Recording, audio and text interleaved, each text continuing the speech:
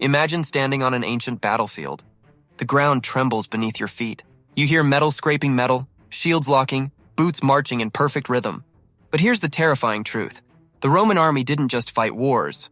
They engineered fear. Their enemies didn't lose because they were weaker. They lost because the Romans outthought, outlasted, and out-terrorized them.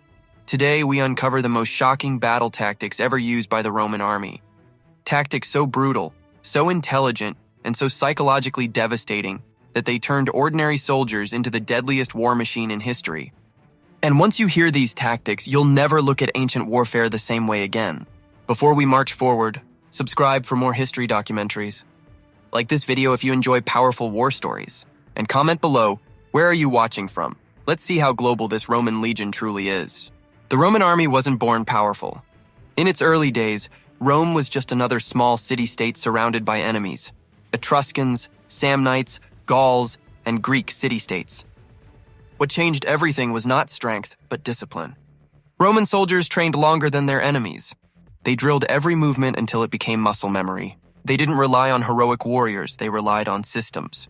And that system began with one shocking idea. A Roman soldier was not an individual fighter, he was a living weapon inside a moving machine. One of the most terrifying sights in ancient warfare was the testudo, or tortoise formation. Roman soldiers locked their shields together, front, sides, and even above their heads. From a distance, it looked like a single armored beast slowly crawling toward the enemy. Arrows rained down, spears smashed against shields. But nothing broke the formation. Enemy archers panicked. Their weapons, once deadly, became useless. And then came the horror. The testudo didn't stop, it kept advancing. Silent, relentless, until suddenly the shields opened, and Roman swords flashed in brutal close combat. This tactic didn't just protect Roman soldiers, it crushed enemy morale. Because how do you fight an army that cannot be hurt? Rome understood something most ancient armies didn't. Fear kills faster than steel. Roman commanders deliberately used terror. Captured enemies were sometimes executed publicly. Rebellions were punished brutally. Cities that resisted Rome were destroyed as examples. This wasn't random cruelty, it was calculated warfare. The message was clear. Fight Rome and suffer, submit and survive. Many cities surrendered without a single battle, simply because they knew what the Roman army was capable of. Victory before the fight even began. The Roman army didn't win because they were stronger. They won because they were smarter. They turned formations into weapons, discipline into armor, fear into strategy, and this was only the beginning. Because the next tactics were even more brutal, more shocking, and more deadly than anything we've discussed so far. The enemy thought the fight had begun, but for the Roman army, the battle was already decided. Rome didn't rush into combat blindly. They studied terrain, they measured distance, they predicted movement, and then they turned the battlefield itself into a weapon. Most ancient armies fought as one massive block. If that block broke, the army collapsed. Rome did something revolutionary. They split their army into smaller fighting units called maniples. Each maniple could move independently. Advance, retreat. Rotate, reinforce. When one unit grew tired, another stepped forward. The enemy, locked in rigid formations, had no answer. Imagine fighting soldiers who never seem exhausted. Never break formation, never stop coming. This wasn't chaos, it was controlled violence. Rome turned flexibility into dominance, and rigid armies into slaughtered ones. Here's something terrifying. Roman soldiers didn't fight until collapse. They fought in shifts. Frontline troops engaged the enemy. When exhausted, they stepped back, and fresh soldiers replaced them instantly. To the enemy, it looked impossible. How are they not tired? How are they still fighting? Meanwhile, enemy soldiers were gasping for breath. Muscles burning, minds breaking. Rome understood a brutal truth.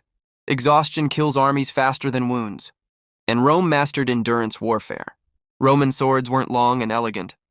They were short, heavy, designed to stab, not slash. The gladius was perfect for close combat. Roman soldiers fought shoulder to shoulder, shields locked, small stabbing motions under enemy armor. Quick, efficient, lethal. While enemies swung wildly, Romans stabbed with precision. No wasted movement, no flashy strikes. Just death delivered calmly. This may be the most shocking tactic of all. Every day after marching, the Roman army built a fortified camp, walls, ditches, watchtowers every single night. even in enemy territory, even when exhausted. Why? Because Rome refused to be surprised. Enemy night attacks failed, ambushes collapsed. Morale shattered. The Romans slept safely, while their enemies stayed awake in fear. This habit alone saved thousands of Roman lives. No other ancient army did this consistently. Rome didn't just fight during the day, they controlled the night. By now, Roman enemies were broken before swords even crossed. They faced an army that never tired, never panicked, never broke formation, never slept unprotected. Rome became more than an army. It became a legend of inevitability, and legends kill hope. What if I told you Rome sometimes lost battles on purpose to win wars? What if I told you their final tactics involved deception, betrayal, and total annihilation? Because in the next part, we enter Rome's most ruthless strategies, the kind that erased entire civilizations. By now, Rome's enemies understood one thing. They could not outfight Rome. They could not outlast Rome. So Rome did something even more terrifying. They lied. Because Rome believed this brutal truth. The smartest battle is the one you never have to fight fairly. The enemy thought they had won. Roman soldiers began to pull back. Their lines loosened. Their formation seemed broken. Enemy commanders saw weakness. They ordered a full charge. That's when it happened. Roman units suddenly stopped. Reformed instantly, turned as one. Fresh reserves slammed into the charging enemy. The attackers, now scattered and exhausted, were cut down mercilessly. This tactic didn't just kill soldiers, it destroyed trust. Because once an enemy saw a Roman retreat, they never knew if it was real. Rome didn't conquer alone. They forced defeated enemies to fight for them. Auxiliary troops, foreign soldiers, served beside Roman legions. But here's the horror. These allies were often sent into the most dangerous positions first. If they died, Rome lost nothing. If they survived, Rome gained experienced fighters. Rome turned conquered peoples into tools of expansion. Fight for us, or be destroyed by us. Rome didn't just fight armies. They attacked entire societies. Crops were burned, livestock slaughtered, water supplies poisoned, cities that resisted were erased, men killed, women and children enslaved. This wasn't rage, it was strategy. Rome understood that an army without food is already dead.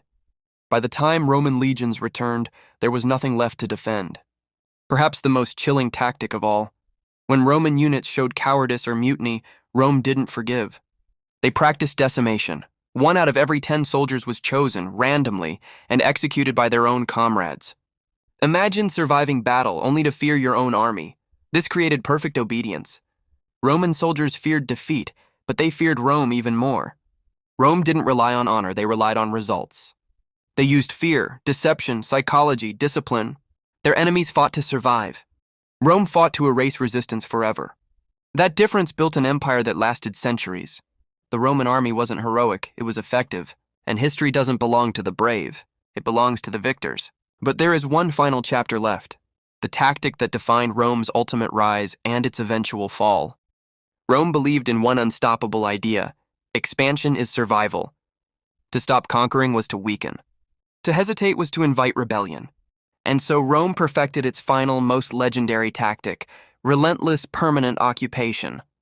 For Rome, victory wasn't the end of war. It was only the beginning. Once an enemy was defeated, Rome stayed. They built roads, forts, garrisons. Every conquered land became a Roman military zone. Legions remained for years, sometimes decades, watching, controlling, suppressing. Rebellion was crushed instantly. Rome didn't just defeat enemies. They removed the idea of resistance. Roman roads were not built for trade. They were built for speed of armies. Straight wide, unforgiving, a Roman legion could march faster than any enemy could escape. Revolts were answered before they could spread. This is why Rome ruled such vast lands, because wherever rebellion began, Rome arrived. By this stage, Rome no longer needed to fight constantly. Their reputation did the work. Enemy leaders surrendered early. Cities opened gates willingly. The Roman army had become a myth made real, and myths shape history. But here is the final, shocking truth. The same tactics that built Rome eventually destroyed it. Endless expansion required endless soldiers. Endless wars drained the economy. Mercenaries replaced loyal citizens. Discipline faded. Corruption spread. Legions fought for generals, not Rome. Rome's greatest weapon, its army, became uncontrollable. Rome teaches us a brutal lesson. No power is eternal. The Roman army was the most advanced war machine of the ancient world. But even perfection has a limit. When fear replaces loyalty, when expansion replaces stability, even empires fall. If you enjoyed this documentary, like the video to support cinematic history content. Subscribe for more powerful war history that shaped the world. And don't forget, comment below, where are you watching from? Because history isn't just Rome's story, it's ours.